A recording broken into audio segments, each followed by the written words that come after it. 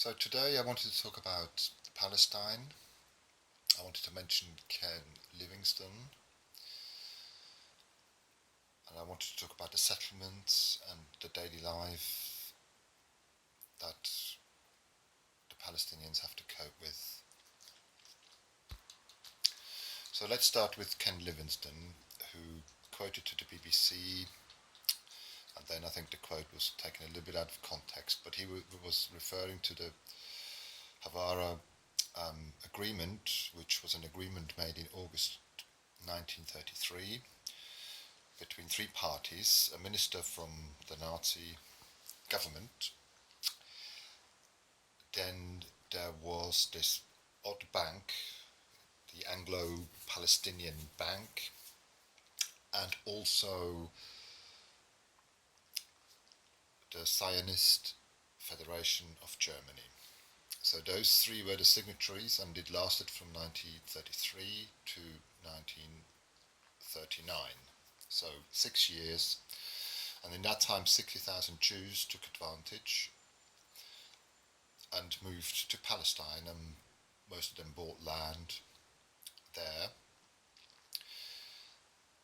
and it was meant to be part of the solution for the Jews. And to refer to that, I think it is common knowledge, and to mention that should not then result in being suspended by the Labour Party. I'm not a Labour Party member, I'm actually a paid up member of the Green Party. But I do sympathise with witch hunts that happen to politicians, some via the tabloid. I'm not. Yes, so just this week Ken Livingstone was suspended for another year, pending in his investigation. And I'm livid about this, because this is not how you treat people. And I think that it is because of the Zionist lobby in this country that they are bullying the Labour Party into this. Because Ken Livingstone has spoken out for decades for the Palestinians, so it's obviously not convenient. So Palestine,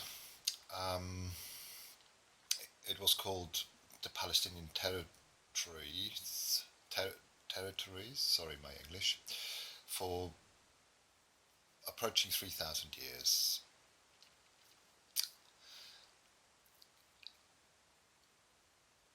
And the situation now is that more and more of their land is being taken, especially in the West Bank. Just last week, for the first time in 20 years, one of those illegal outposts has now got permission to build a settlement, and according to Israeli law, a legal settlement. According to international law, it's an illegal settlement. West Bank is littered with these outposts where Jewish settlers hope that they will get a judge to make it legal so they can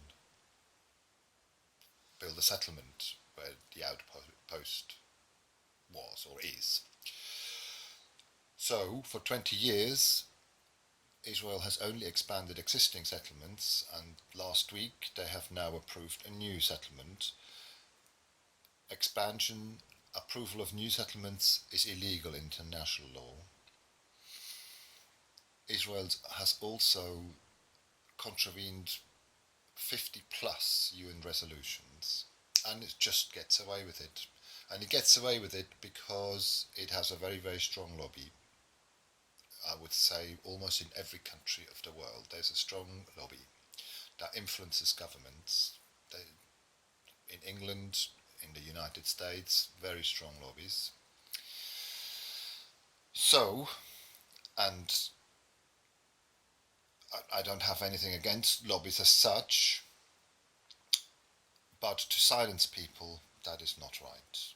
To silence people just because they support the Palestinians. That is not right. The Palestinians have been treated, especially since 1967, very, very badly. Every few years there is a war under some spurious for some spurious reason. 1,000 people get killed, mainly civilians, children. In 2014, more than 2,000 people got killed. More than 500 of those were children. And you may remember those two boys that played football on the beach. They were shot, and the IDF said, well, they looked like, I don't know, terrorists.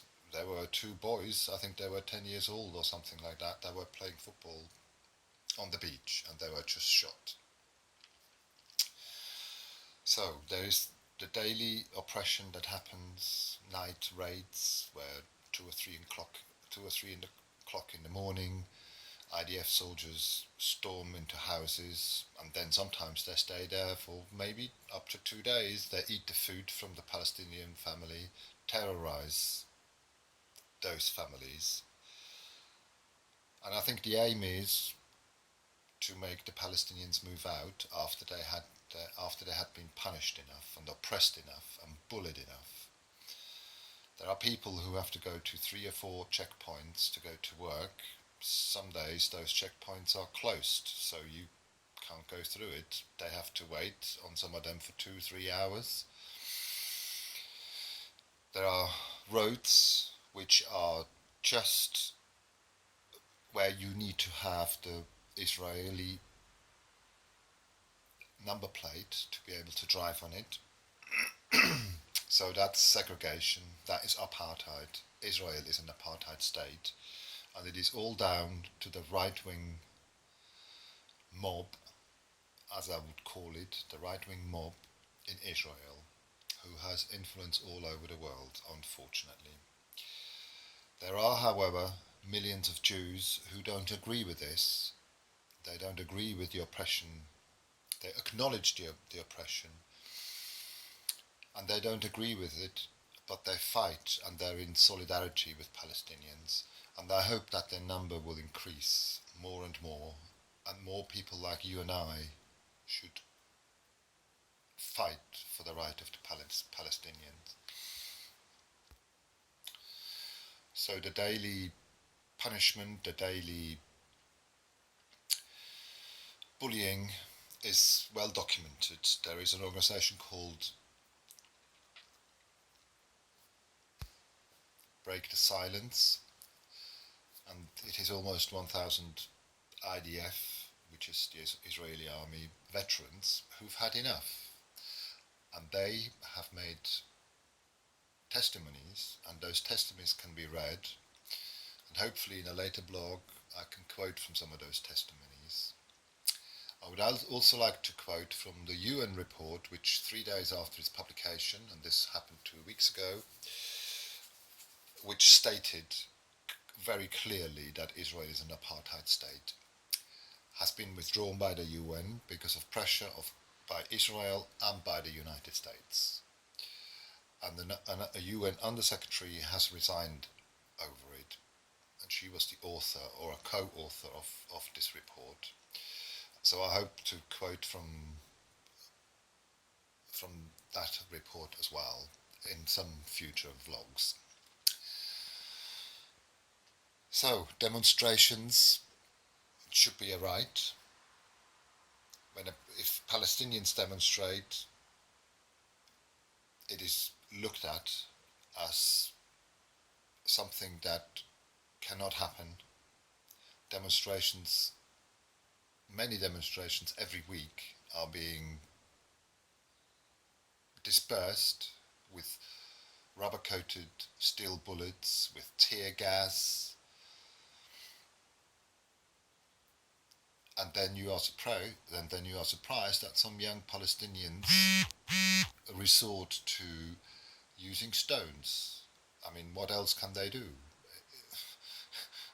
It is stones against tanks. That's what the situation is. So it's not a level playing field. And even though I am a pacifist, I do believe in the right to defend yourself, and I believe in the right to fight for your freedom.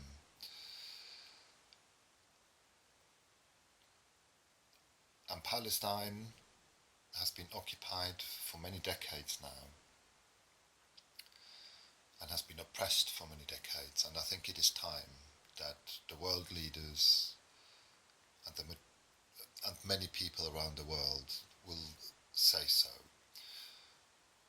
So I just wanted to add my voice in the hope that a solution can be found,